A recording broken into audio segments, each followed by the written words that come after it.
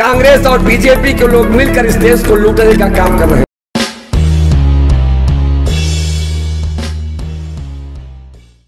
अबुल कलाम आजाद, सरदार वल्लभ भाई पटेल हमारा पुरखा जो ओबीसी से थे, जो इस देश के मूल निवासी थे। और नंबर 3 पर ब्राह्मण जवाहरलाल नेहरू आया। 3 लोग दावेदार थे और देश में उस समय कांग्रेस की 15 प्रोविंशियल कमेटी थी। 15 प्रोविंशियल कमेटी ने वोट किया। वोट में एक वोट निजाम हैदराबाद ने अबुल कलाम आजाद को दिया और एक वोट ब्राह्मण नेहरू को कश्मीर रियासत ने दिया। बाकी 13 प्रोविंशियल कमेटी हमारे पुरखे सरदार पटेल के पक्ष में प्रधानमंत्री बनने के लिए मतदान किया। 13 वोट हमारा पुरखा सरदार पटेल पाया, मगर ब्राह्मणों ने धोखेबाजी किया। धोखेबाजी करके एक वोट पाने वाला ब्राह्मण नेहरू देश का प्रधानमंत्री बन गया और बहुमत का समर्थन होते हुए हमारे पुरखा को प्रधानमंत्री के पद से बेदखल कर दिया गया। ये ब्राह्मणों के धोखेबाजी का इतिहास है। ये धोखेबाज लोग हैं। जब ब्राह्मण नेहरू देश का प्रधानमंत्री बन गया तो कांग्रेस पर पूरी तरह से कब्जा कर लिया और कांग्रेस पर पूरी तरह से ब्राह्मणों का कब्जा कराने के लिए उसने घोषणा भी कर दी। कांग्रेस ब्राह्मणों की उस समय माई बाप थी। कांग्रेस पर ब्राह्मण नेहरू का कब्जा होते ही, देश पर कब्जा होते ही, देश के जितने भी पंडे पुरोहित थे, राजे महाराजे थे, नवाब सरमाएदार थे, जमींदार थे, सेना और पुलिस के अधिकारी थे, जितने भी गुंडे माफिया थे, देश के सब सारे के सारे लोग कांग्रेस में शामिल हो गए और 75-74 साल की आजादी के सारा फायदा यही ब्राह्मण उठा रहा। 74 साल में आजादी का सारा फायदा ब्राह्मण उठा रहा है और 74 साल देश की आजादी के हो गए। इस 74 साल में इतना बड़ा तबका इस देश का मूल निवासी, जिसकी तादाद इस देश में आज की तारीख में 90% है। 90%।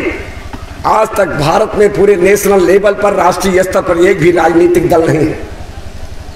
देश में 2000 से ज्यादा राजनीतिक दल हैं, लेकिन इस देश के मूल निवासियों का नेशनल लेवल पर एक भी राजनीतिक दल नहीं। इन लोगों ने बनने ही नहीं दिया। वहां भी साजिश किया ब्राह्मणों ने। जब नेहरू देश का प्रधानमंत्री हो गया और सत्ता और व्यवस्था पर कब्जा कर लिया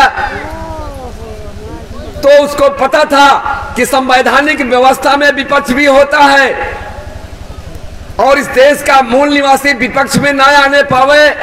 इस बात को साजिश के तहत, दूरगामी परिणाम के तहत सोच समझ करके उसने उसी समय ब्राह्मणों की एक अलग राजनीतिक पार्टी विपक्ष में प्रस्तावित किया और 1948 में ही जनसंघ नाम का एक विपक्षी दल बनाने का काम ब्राह्मण नेहरू ने किया।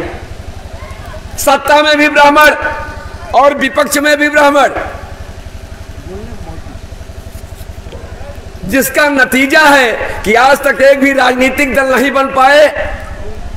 और जब जनसंघ की स्थापना कर दिया तो जे देश के जितने भी मुनाफेखोर थे, जितने भी जमाखोर थे, जितने भी घटतौली करने वाले थे, जितने भी नकली नोट बनाने वाले थे, नकली नोट चलाने वाले थे, बम ब्लास्ट करने वाले थे, बम बनाने वाले थे, दहशतगर्द थे, आतंकवादी थे, जितने भी कथावाचक, उपदेशक, प्रवचनकर्ता, राम, गाय, गंगा और गोबर के नाम पर देश को चूतिया बनाकर, देश को बेवकूफ बनाकर लूटने खाने वाले जितने भी लोग थे, उसी जनसंघ की पार्टी जो आज की भारतीय जनता पार्टी है उसमें शामिल हो गए।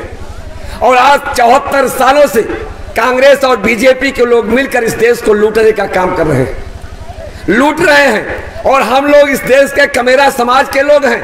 74 साल में इन लोगों ने आज तक इस समाज के लिए, इस समाज की तरक्की और विकास के लिए देश में कोई योजना नहीं बनवाई और देश के चारों स्तंभों पर एकाधिकार कब्जा किए। भारत की इस धरती पर 94% ब्राह्मणों का कब्जा है। सरकारी नौकरियों में 80% कब्जा है। रोजी रोजगार पर 97% कब्जा है। हर तरह, हर क्षेत्र में इन्हीं का कब्जा है। और आपके विकास के लिए इस देश में कोई योजना ब्राह्मणों ने तैयार नहीं की और कोई योजना देश में हमारे लिए नहीं बनाया। अगर कोई वहीं समाज के लिए तो वृद्धा पेंशन की योजना बनाते हैं, विधवा पेंशन की योजना बनाते हैं, मिड डे मील के सहारे चलने वाले प्राइमरी स्कूल की शिक्षा बनाते हैं। और इससे बड़ी कोई योजना अगर इन लोगों ने तैयार करके अपनी पीठ थपथपाने का काम करते हैं तो नरेगा की योजना कि इस देश का अहिर गड़रिया कुर्मी केवट चमार पासी धोबी धरक्याल लोहार कोहार नाव तेली भूज कलवार संगनी माली मुराई मुसलमान इस देश के मजदूर के रूप में इनको रखने की जरूरत है। यह सोच करके नरेगा की योजना आपके लिए। देश की आबादी का 60% अकेला तबका हमारा एक ओबीसी समाज है। 60%, 100 में जिसको 51 वोट मिलेगी वही इस देश का राजा बनेगा। मगर 74 साल में 100 में 60% हम हैं, इसके बावजूद भी इस मुल्क के मालिक नहीं बन पाए। अगर इस देश में राजपाट करना चाहते हो तो देश की आजादी का आंदोलन जो राष्ट्रीय पिछड़ा वर्ग मोर्चा देश में चला रहा है, इससे बड़ा संगठन देश में कोई नहीं है। इससे बड़ा संगठन देश में कोई नहीं है। आज की तारीख में इंटरनेशनल लेवल पर अगर कोई संगठन है तो बामसेफ है। और बामसेफ एक ऐसा संगठन है भारत में जिसमें ब्राह्मण जो है घुसपैठी नहीं कर पाया, उसके लिए नो एंट्री है। यहां उसके लिए नो एंट्री है। इसलिए आप अपनी आज़ादी का आंदोलन में शिरकत कीजिए साथियों। और अगर आप आज़ाद होना चाहते हो तो 3 बातों की महती जरूरत है, शक्ति, समर्थन और दांव पेच की। शक्ति हमारे पास संगठन की, हमारा सबसे बड़ा संगठन बामसेफ है। समर्थन समाज का चाहिए और दांव पेच हमारा नेता वामन मेश्राम साहब इस तरह का इंटरनेशनल पर दांव पेच वाला आदमी है जिसका मुकाबला करने वाला भारत में ही पूरी दुनिया में कोई नहीं। हमारे शक्ति, समर्थन, दांव पेच हर चीज है। आइए इस आज़ादी के आंदोलन में अपना साथ सहयोग समर्थन देंगे। हमको चिट्ठी भी आ गई है और 2 लाइन समर्पित करते हुए अपनी बात समाप्त करता हूं कि जिनमें हिम्मत है वो कुदरत में दखल देते हैं। जिनमें हिम्मत है वो कुदरत में दखल देते हैं। राह में कांटे हो उसको भी मसल देते हैं। खौफ की दुनिया से बदलते नहीं राहें अपनी। अरे मर्द तो वो हैं जो जमाने को बदल देते हैं। आपने हमको सुना। हम इसी आशा विश्वास के साथ अपनी बात को समाप्त करते हैं। इस आंदोलन में आप साथ सहयोग समर्थन करेंगे। जय भीम, जय भारत, जय मूलनिवासी। अगर समझ में आई है बात तो उसी जैसा आप में शौर्य आ जाना चाहिए। बेखटक बातों को कहने, सुनने और आगे बढ़ाने की हिम्मत आ जानी चाहिए। इसी के साथ जय भारत, जय मूलनिवासी।